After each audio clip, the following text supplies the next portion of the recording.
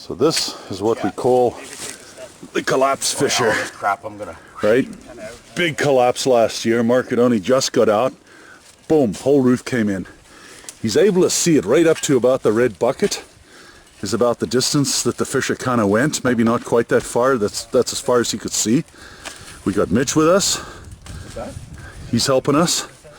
But we're going to clear off the top and just see, you know, what do we got up there in terms of a roof. We definitely don't want anything like this collapsing on people that are visiting us. So this is what we're up to today. It's not far to punch through. It's all hollow. Yeah. I mean, just touching the top here, you can hear it caving in into the water. The entire top of this tunnel is loose. It is not solid rock. It's loose rock piled up on top. We know there's got some amazing mica exposure underneath. I mean, you can see there's a lot of apatite come out of here.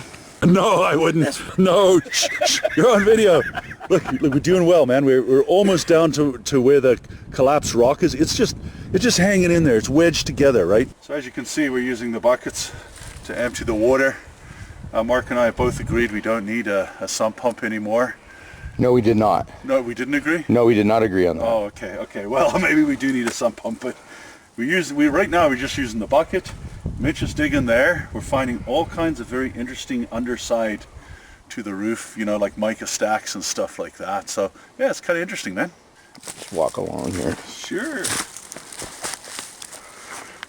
Chuck me the bucket if you could. Thank you. So this is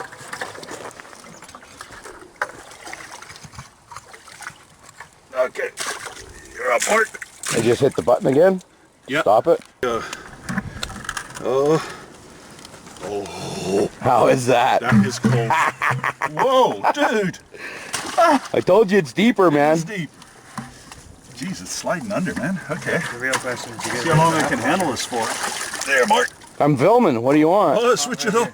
Thank you. Thank you, Mitch. No worries. Oh my God. I'm frozen already, man. My legs are frozen. This is all for the people coming, man. We are sacrificing our own comfort. Oh, you are. I ain't. You told me it would look good in the video. Well, it does look good. A pompous, what is it? Pompous ass. You know what? If this gets us a blueberry bubbly sponsorship, I'm up for it. And thank you very much, whatever your name was, Malcolm, whatever his name was.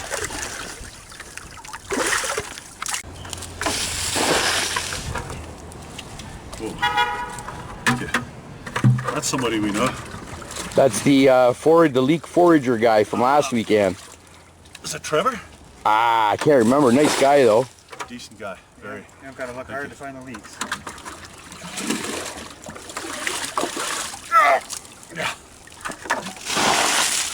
So far I haven't soaked you with any of it, have I? It doesn't matter at this point. I guess not.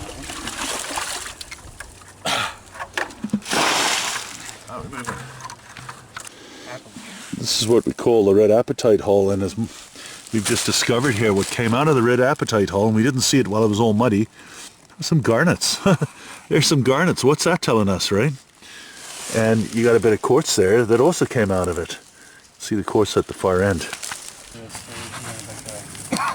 Oh yeah, that's pretty cool. Yeah, we're just talking about the striations on the calcite as it wears. It's very cool. Oh, look what Kathy found, man. Look at that. Tremolite. So she's reworking our tremolite spot where it got smashed up, and she's finding some really nice stuff. Look at this.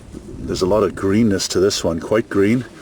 And she's going in that away, and look at the walls. So yeah, someone busted a bit. This is absolutely spectacular. This is nice, Kathy.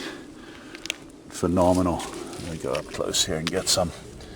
Guys, this is kind of stuff you can find on this Bear Lake 2 claim. And again, the North claim, it's quite different. It's got a lot of quartz stuff on it. Did you get the wall that's in there? Oh, what a wall, eh? So we're thinking this just keeps on going. This fissure extends because it doesn't have calcite in it. We don't see the fissure on the surface because the calcite decomposes and it collapses. This is just, Mark was suggesting that was probably pushed out by a glacier. Glacier was coming from that kind of direction and just kind of pushed this lump away. But the fissure still extends on like that, right? So if it does, I mean, look at this stuff. What wasn't broken, I mean, it's still, that there's devastating what happened on that side, but going this way, it's going to be nice. So this guy's going to smash our stuff. Meanwhile, the ministry owns the land and we're required to do assessment work, but somehow he thinks he has the right. Well, hunting is a privilege on Crown land, not a right. So you're not happy with this deal at all? I want to go right to the ministry because I know they'll pull their hunting licenses for a couple of years. Yeah. And I know the fines involved, right? Yep. He's got to compensate us for the tremolite. Absolutely. They'll ding him $5,000 for the screwing with a mining claim, and then he's got theft of property under $5,000. If you were to face him right this minute, Mark, assuming that you're being held back, what would you say to the guy? You have some choice language. I've heard some of your language, man. You're intimidating with your language. Tell me what you'd say to him, dude. Well, he needs to. We'll just go with the ministry route. If I was there not being held back, well, no inbred, nothing like that. Just no. But he is an inbred monkey. Bird would be a good way to put it, right? You know what? I find it hard to argue with you, man. You make some valid points there. Like his parents, what I mean, like they have to be that brain dead. Yeah. And he's got a wife and kids, right? So Yeah. like, how brain dead are you? So I mean, guys, you can understand right now by what we're saying is that we're peeling back the moss, so to speak. We are actually slowly whittling away and narrowing down the scope of prospective vandals. This is not a huge area. Gooderham, Kinmount, he's around here somewhere, right? And we will find him and we will send the ministry on him. Yeah, as you can see, this is how it's getting done, right? Kathy's just using like a fork and kind of raking the dirt out. You've got this big boulder here. And again, you see the fissure goes, keeps on going. So who knows what this is yet to yield. There's some of her finds already. Some of that's really lustrous. And of course, we're not breaking anything off the walls. And there's something that animal did that last time he came by. Look, you can see that was just the most beautiful spot. But again, right? This time we buried over with leaves, and I don't know, hope for the best. We're going to be up here an awful lot from now on, so I guess maybe that will. Mark says he's found something pretty good over there. Thanks, Kathy. We go over and see what Mark's found. The black flies are now out. Guys, be warned, you're coming up on our site. Black flies are now, they're not terrible at this point, but wear a bug suit. Mark, he's unaffected by the bugs, but I am. It looks like different people. We have a theory it's what you eat is what makes the bugs bad for you or good. Just walking by, there's a nice little doubly terminated piece. I mean, doesn't do me any good. I do have a lot, so hey, if you're coming by, it's there. Okay, so Mark is just finishing off where I was there.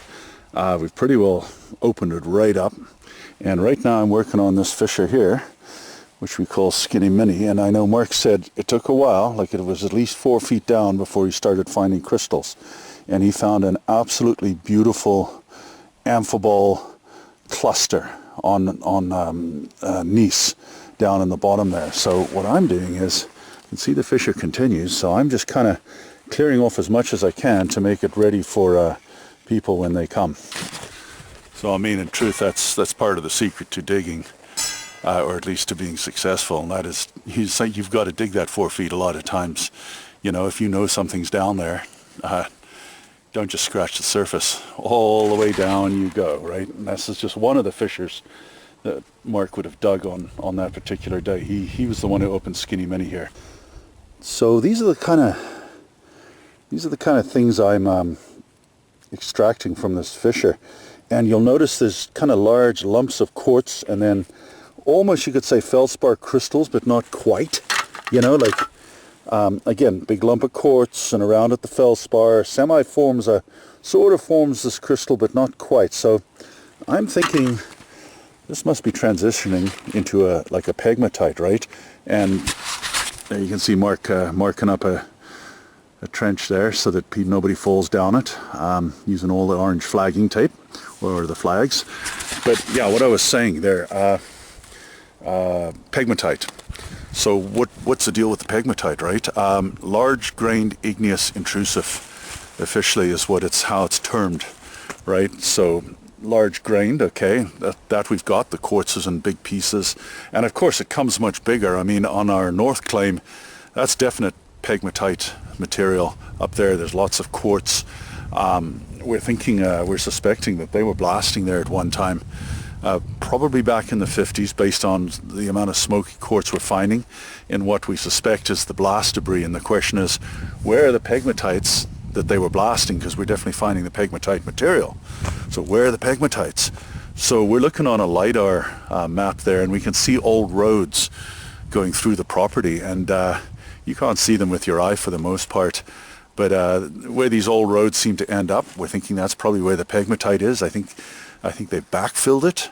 So, you know, we're going to go, and that's tomorrow's job. We're going to go and dig that out and see if we can actually locate these pegmatites, because based on some of the quartz coming from it, it's got to be a pretty sharp looking pegmatite.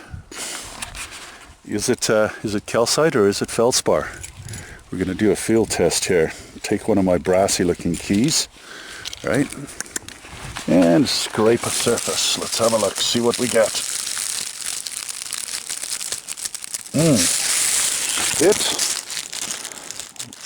Oh yeah, it's feldspar, man.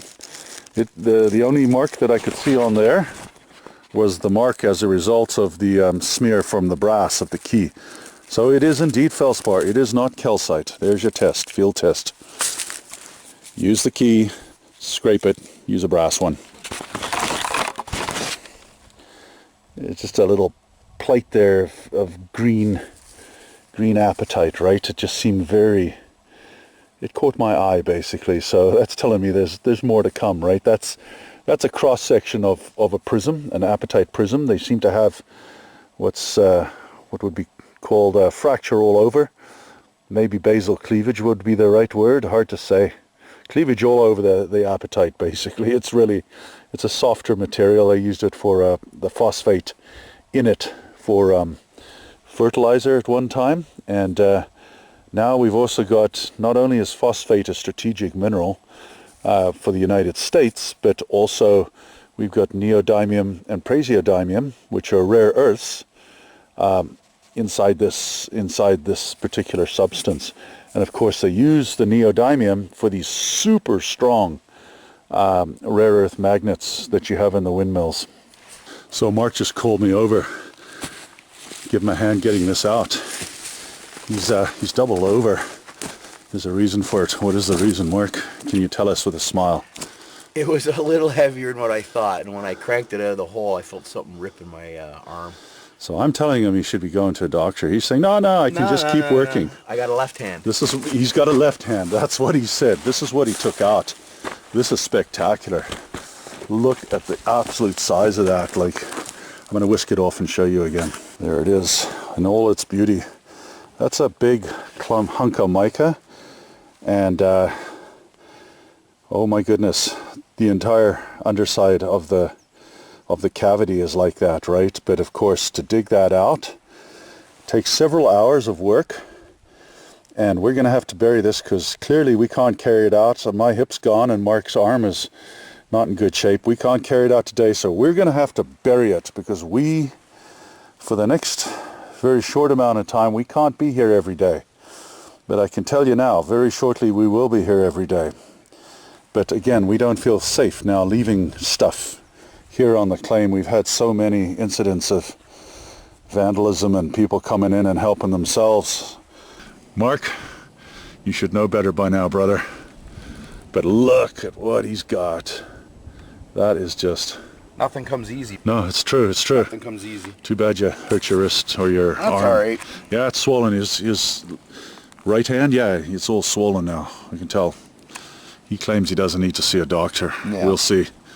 Maybe we finish the video in the merge room and you're wailing and Kathy's trying to comfort you. Probably not going No? to happen. No. You don't think so? No, no. Make good video. I'm leaving here. I'm going for courts. Okay. Yeah, I've not personally seen a stack of mica like that. Not in my time, but again, as he says, all underneath his fissure. All the roof is made of this stuff. That's beautiful.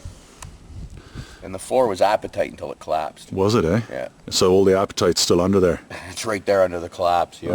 Okay, nice.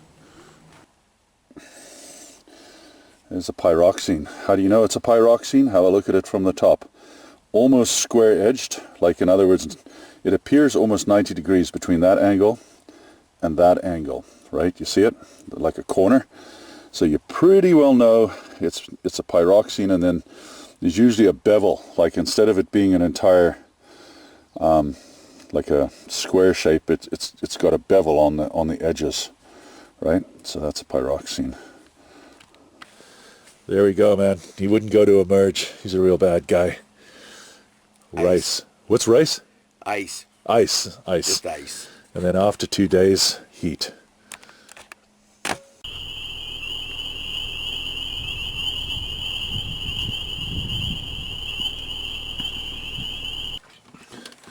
Good morning, Rockhounds. A wonderful, beautiful early morning here on the claim. Yeah, welcome.